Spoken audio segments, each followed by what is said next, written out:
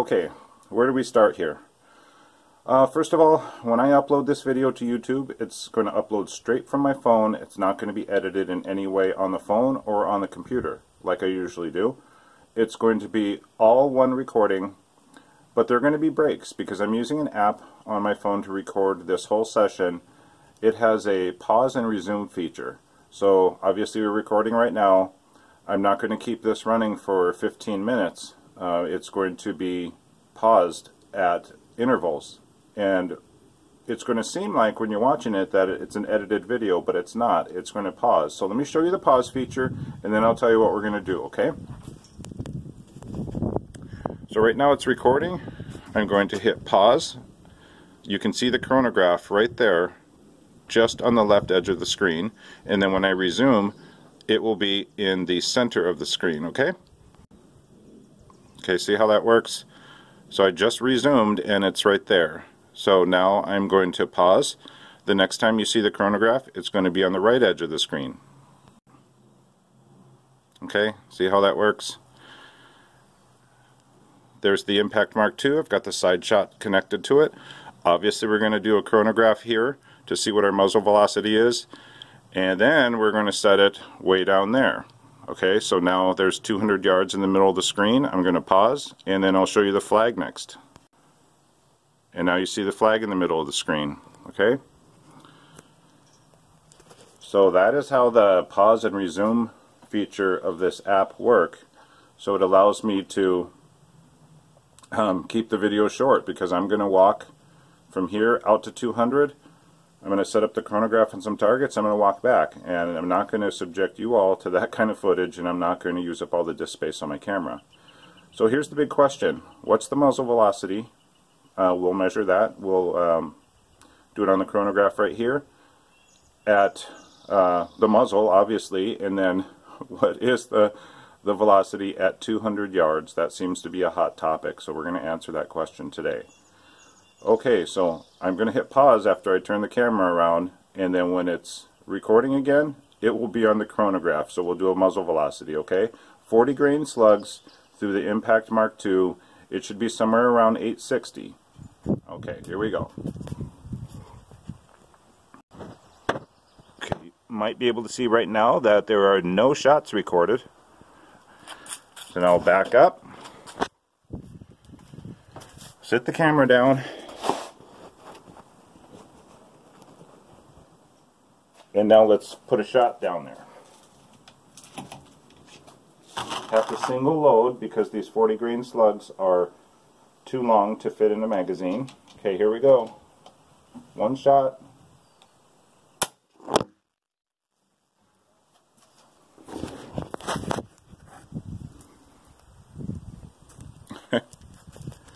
Okay, that's what we get with an unedited video.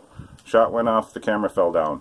So that registered at 861, and let's take a look at it. We don't need to do anything more than that because I already had this gun tuned to shoot the 40 grain slugs at 863.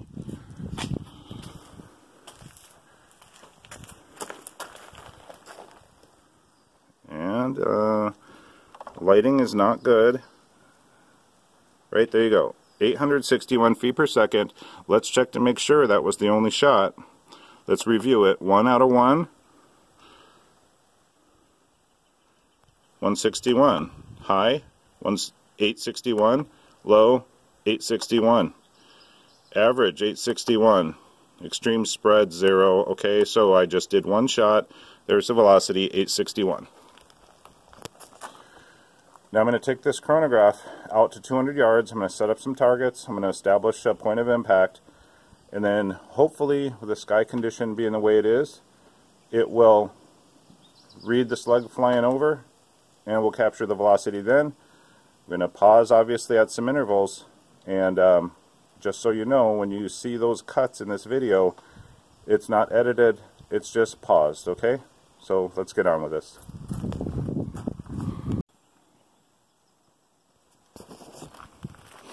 Okay, here we go. We're leaving the bench. You know what? I might do this with multiple cameras if I wasn't self-filming. But this is not going to happen. So let's see.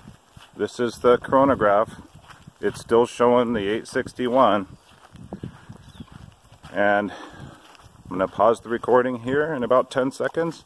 When we get out to 200, I'm going to set up the chronograph and resume recording.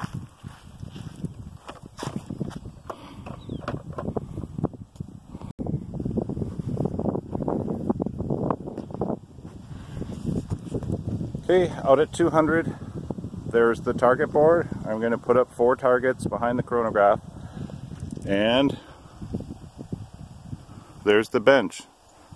Sorry for the shakiness. Remember, it's unedited video, and if there's a bunch of wind noise in the mic, sorry about that too. Okay, there's the chronograph, there's the blank board. Let's see, look at that, the zoom got on there, so let me unzoom.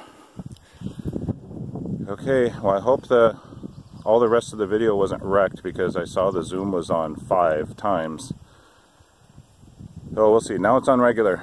So we're out at 200 yards. There's the chronograph. Here's targets. I'm going to set them up there. We're going to head back to the bench, and we're going to shoot. Okay. There's the chronograph. There's 4 targets.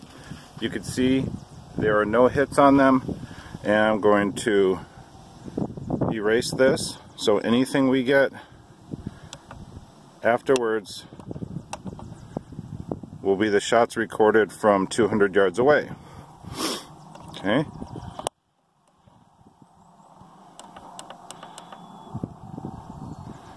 There we go. Okay, we're going to walk back there. May as well record part of this walk, if you can hear it over the wind noise. Alright, so if you're sticking with me so far, then you haven't minded too much oh, I know, the wind is blasting right at me. It's probably overwhelming the mic. Got the Impact Mark II 22 caliber 700 millimeter slug barrel, shooting the Varmint Knockers 40 grain slugs at 861 feet per second at the muzzle. So let's see if it still makes 40 foot-pounds or around there at 200 yards based upon the velocity. Straylock Pro tells me it makes 40, and at the muzzle I think it's making 67. So that's the big question, is what is the muzzle energy on target at 200 yards? Actually, I think it was 218 where it was showing 40 foot-pounds, so it might be slightly higher. But for sure it's not 5 or 10. It is significantly higher than that.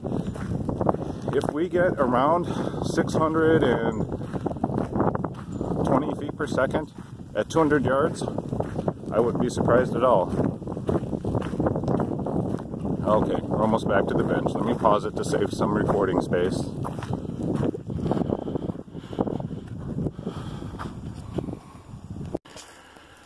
Okay, you can see we're back at the bench. There's the gun. There are the slugs. Single shot loader is already in there. Got plenty of air for this. Hopefully we'll be able to see the chronograph in the scope. I am going to take a couple of shots just to get on target. Stray lock, I can't pull stray lock up on my phone right now because it will wreck the recording. If I remember right, it was saying about 50 or 60 MOA, somewhere around there. So I'll dial for that. I'm going to put a couple shots in the dirt, and then we'll put a couple shots on those targets that I strung vertically above the chronograph. And once I'm confident that we can shoot precisely out there, then we'll start recording, or not recording, then we'll start going for some chronograph readings. But I'm going to pause between each shot because of the time it takes to single load and possibly make some adjustments to the turret. But I will speak something before each shot, okay? So I'm going to put the camera in the side shot scope mount. You'll get to see that, and then I'm going to pause it.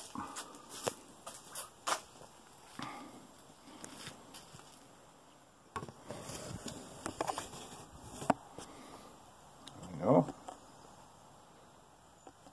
And let's do 3x zoom. Now we're going to pause.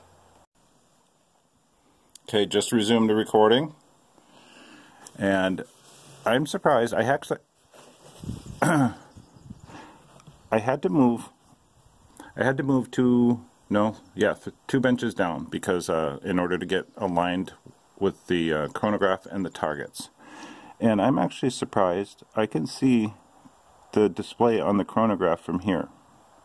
Now you see it's not completely aligned, but if I move further to the left, or in the case of the side shot, it's going to say further to the right, the chronograph's going to become angled. So I'm not going to run back down there and move the chronograph over. We're just going to try it like this.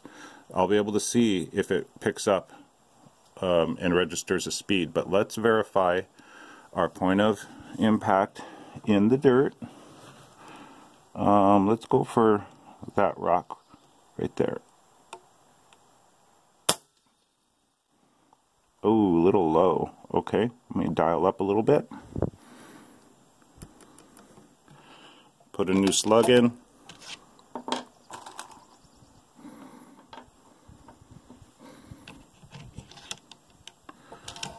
Alright, now let's just go right to that top target. Let me look back here. Elevation, or the windage was good, maybe slightly off. Okay, here we go. Top target.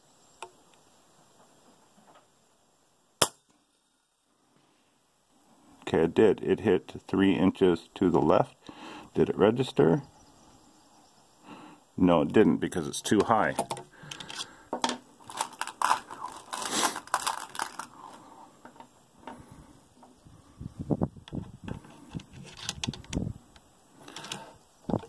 Okay, let's move to this third target, and we're going to hold 1 MOA for wind.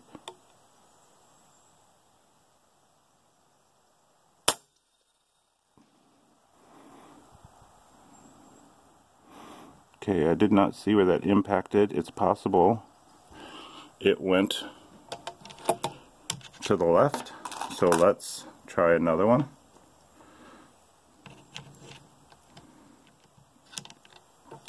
Okay, let's hold nothing for wind.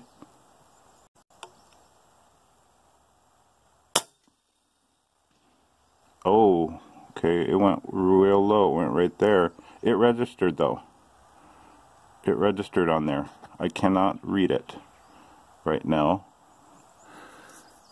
Okay, let's do another shot on that.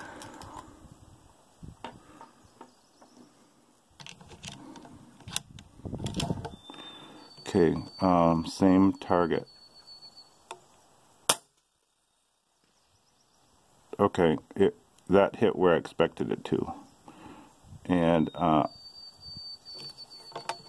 let's go down 1.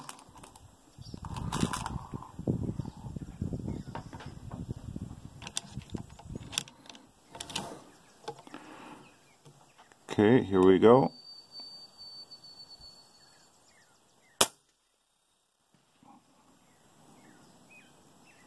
Okay, I can't tell if it's registering new shots, but if that other one registered, that one should have.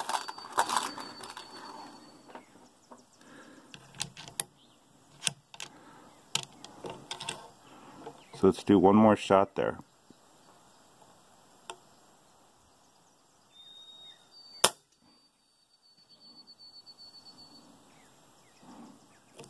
Okay, now let's move down to the bottom target.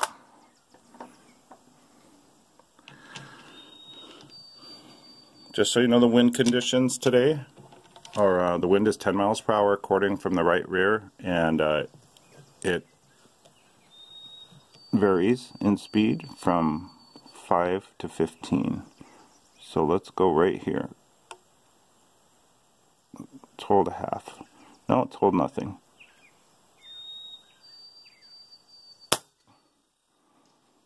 Perfect. That registered.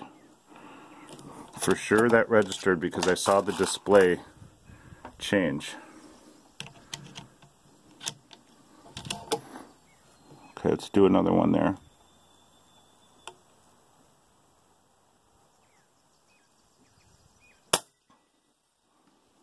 Okay, for sure that registered. Now let's do one more. We're going to push our luck and do one more. That one fell a couple inches low. Okay, here we go. Third and final shot. Ooh, even a little bit lower. Okay. Good. I'm going to pause the recording now. Okay, I'm going to resume the recording right now. I just did. And we're going to walk out there. I know it registered 3 shots for sure. Didn't intend for this video to be this long because I intended on pausing between shots. But they were going quickly enough that I felt I could just continue recording through all the single loading. Okay, so for sure 3 shots registered on the chronograph. And well, they were triple digits for sure, I could tell you that. It looked like the first digit is a 5 or a 6. It's got to be one of those. It cannot be an 8 because we're starting out at 800. So should be upper 500s or low to mid 600s. So I'm going to pause the recording right now. And we'll pick back up when we get out to 200 at the halfway mark. Ooh, the suspense is just killing me. Pretty sure it's going to show what I already know and what most of you already know. And then we'll, well no, I can't look up calculation for energy because I'm using the phone for the recording. Well, we'll see. Last 25 yards. I'll turn the camera around. You can see how even in that wind, those 40 grain slugs weren't affected that much. Okay, here we go. Holy, okay. Turn it around now.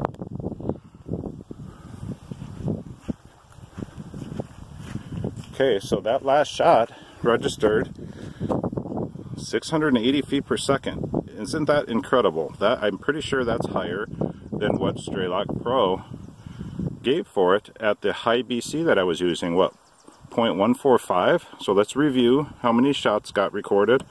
5 shots. Wow, look at that. Second shot was the one that landed, it looks like it landed 6 inches low, and you can see why, because the velocity was lower. Okay, well no, look at that one. That one is pretty low, so high velocity 685, low 656 for an extreme spread, or an average, for an average of 675. Extreme spread of 29. That's better than a lot of guns give at the muzzle. And a standard deviation of 10. Okay, so let's go to that average again because I'm going to use that. 675 feet per second average. There are the targets. Well, that is as much of a test as I'm going to do. I'm pretty sure that's going to answer some questions. I didn't have any doubts, and most of the guys that participated in the thread on Airgun Nation of how much energy is left at 218 yards, they didn't have any doubts. It was just one for sure, and maybe 2 or 3 others that were questioning the data from Strelok Pro. Well, so now we have it. Well, may as well talk some more, unless, no, maybe not. Let me change the angle of the phone. There. Now maybe the microphone won't be overwhelmed by wind. Okay, that's it. For those of you who stuck through the whole video, I appreciate it. My time is your time, obviously. I don't like to waste my time, and you certainly don't like to waste yours. So, if you have any questions, put them in the comments. I'll probably start a new thread on animation, so if